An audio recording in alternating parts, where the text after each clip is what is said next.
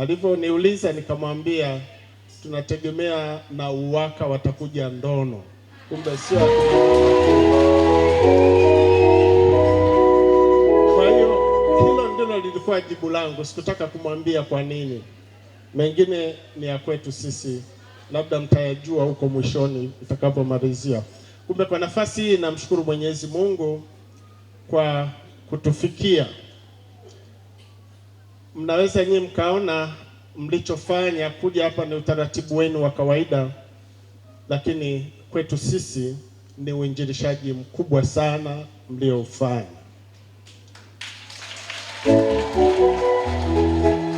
Mwaka jana tulikuwa na watoto na yenyewe ilikuwa katika malengo hayo hayo ya uinjilishaji. Wanandono wenzangu, mnafahamu tumeimba sana uinjilishaji wa watoto katika parokia yetu. Leo hii kama sijakosea, kuna vigango kama sio 4 5 watoto wanakwaya wanaimba kwenye misa siku za Jumapili.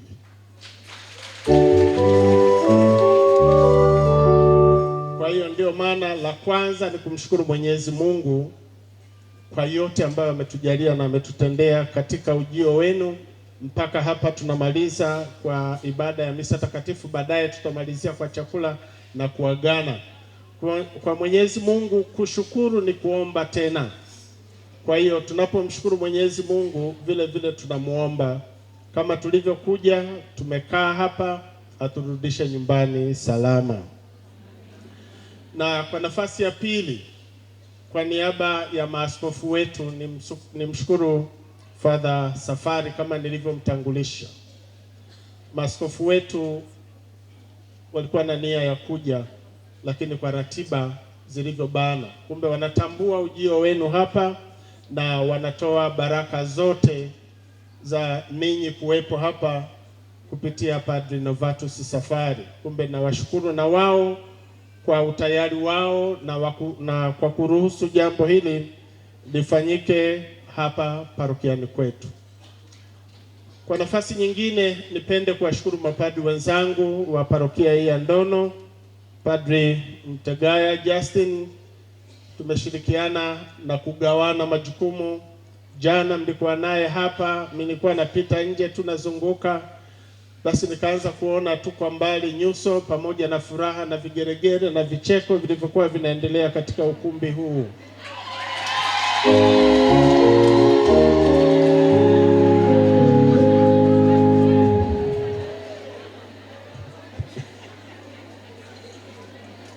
Kumbe nakushukuru sana Father kwa utayari wako. Bahati nzuri sisi hapa Ndono ukweli tunamshukuru Mwenyezi Mungu, tuna utajiri sana.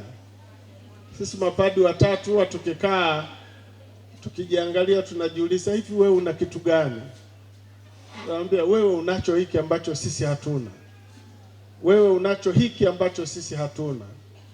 Na hivyo huwa tunasema tukiviunganisha vyote hivi tutapata mtu mmoja mkubwa sana mwenye kila nyanja na kuifanya hii parokia yetu iende. Ndio maana tunaenda kama mnavyotuona. Kumbe niwashukuru mapadri wenzangu kwa ushirikiano. Na vile vile katika hii siku tumeshirikiana kwa namna ya pekee Mama Elto pamoja na Mama Luhende. Bahati nzuri katibu ameshawatambulisha na ametambua, sababu ile jana usiku tukaona sasa huu umati wote wataenda kulala wapi?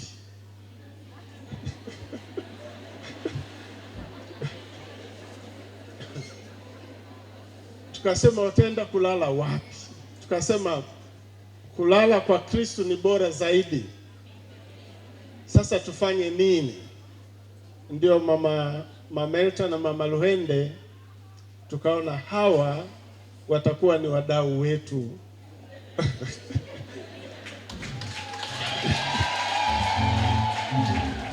Watatufanya kwamba huu usiku uende vizuri tukiwa na Kristo mwenyewe. Na kwa kweli ninawashukuru na tunawashukuru sana.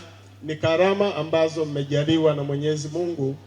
tulizitambua, na ndio maana Mwenyezi Mungu kwa maongezi yake akaongoza ili muweze kutambuliwa na wenzetu wengi.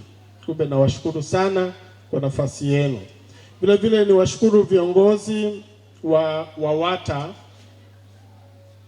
jimbo, kwa sababu mpaka kufika hapa ni wao ndio walioamua, ila tu ilikuwa ni hamu yetu mje hapa. Wanasema Wanyamwezi, mti ukiwa umeegama umelala hivi, alafu ukaukata huku, alafu anasema umeukata kule ulikoangukia, lazima utaenda huku.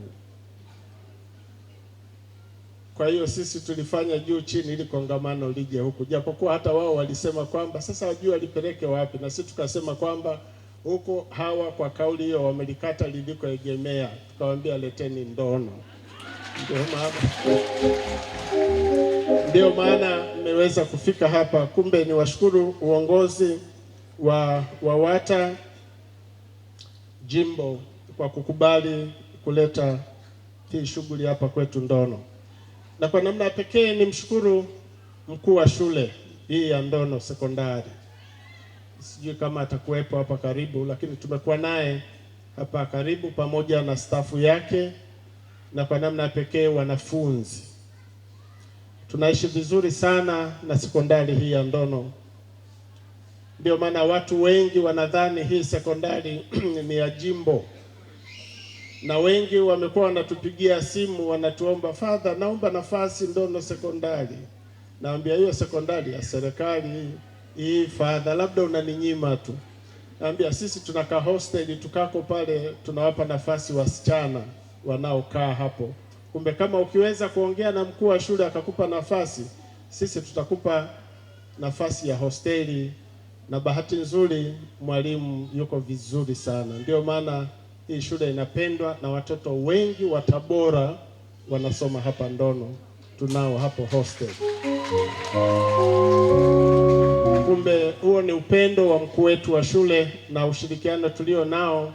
Kwa nafasi hii ni mshukuru sana sana kwa mchango wake wa kuwezesha hii shughuli ifanyike katika parokia yetu ya Ndono.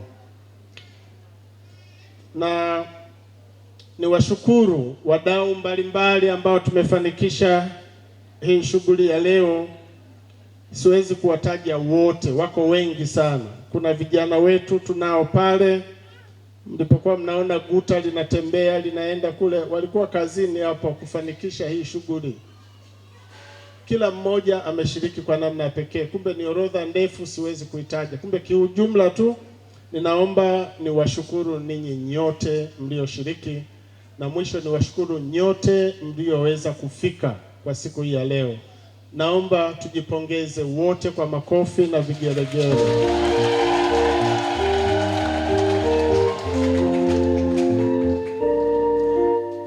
Jambo la pili, baada ya shukurani, naomba nieleze kwa nini hili kongamano na mengine tunayaomba na tutayaomba yaje Ndono. Kwamba parokia yetu ya Ndono ilianzishwa mwaka 1927. Kumbe mwaka kesho 2027 parokia yetu inatimiza miaka 100.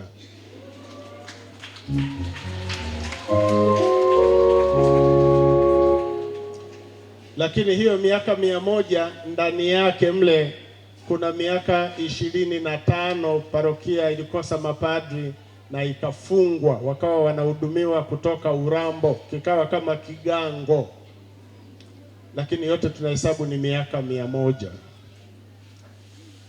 Sasa kuamsha imani mahala ambapo parokia ilifungwa kwa miaka 25, umri wa mtu, kunahitaji kazi kubwa. Sio kitu cha kusimama na kuhubiri kwa nguvu na kusema wanakuangalia tu. Ule msingi ukikosekana, ambao msingi tunayoupata katika malezi ya utoto, ukikosekana huo, huku juu inakuwa ni kiini macho. Kumbe tunayumba mno.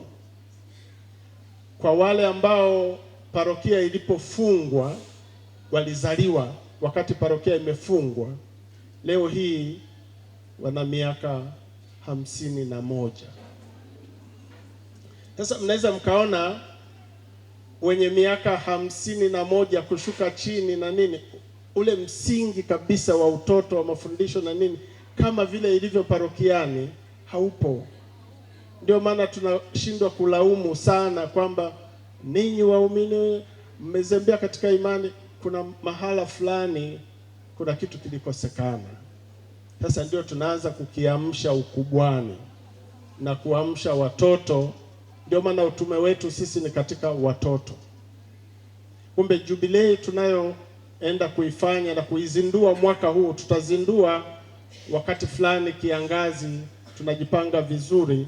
Kumbe tutatembea mwaka mzima, halafu mwakani ndipo tutafanya kilele na sherehe kubwa ya kijimbo ya kusherekea miaka 100 toka kuanzishwa kwa parokia ya Ndono. Kumbe haya makongamano kuja kwenu hivi, lengo lake ni kuamsha imani katika parokia ya Ndono. Ndio maana wako wengi sana wamekuja wa Ndono, na wengine nilikuwa na watania. Kumbe makongamano mazuri, hata kama kuna maji na barabara haipitiki, lakini mmekuja, wakabaki wanacheka. Kumbe haya yanaamsha imani. Kumbe hilo ndilo lengo letu kubwa, na tutaendelea kuomba matukio ya namna hii makubwa ya kijimbo yaje Ndono kwa lengo la kuamsha imani tunapoelekea kufanya jubilei, kuomba haya makongamano. Na ombi letu sasa, ombi letu ni moja kwenu ninyi nyote. Bila Mungu hatuwezi kufanikisha. Tutajitahidi tuwe na mambo mengi ya kidunia, ya kibinadamu, lakini bila mkono wa Mungu hata hiyo jubilei yetu haitaweza kuonekana inazaa matunda. Kumbe ombi letu sisi, mtuunge mkono katika sala. Sisi tutatayarisha sala ya jubilei, na kwa namna fulani tunaweza tukawaomba parokia mbalimbali tuwapelekee hiyo sala. Mtusaidie katika kusali, kumwomba Mungu ili parokia yetu iweze kuwa katika parokia za juu sana katika jimbo letu kuu la Tabora, kwa sababu sio parokia ndogo hii, ni parokia kubwa sana. Tuna vigango 42, waumini 7,550 lakini wanaokuja kusali ni wachache sana. Kumbe sala zenu na umoja wetu ndipo tunaweza kuinua hii parokia. Kumbe tunachoomba kwenu zaidi ni sala, tufanikishe malengo ya jubilei yetu. Hayo ya kwangu. Mwisho sasa nipende kumkaribisha Father Novatus Safari ili aje aongee yale ambayo labda amepewa na askofu, hatujui. Basi tumpe nafasi tumsikilize. Kwa nafasi ni waombe sasa tusimame, tupige makofi, tumkaribishe aje.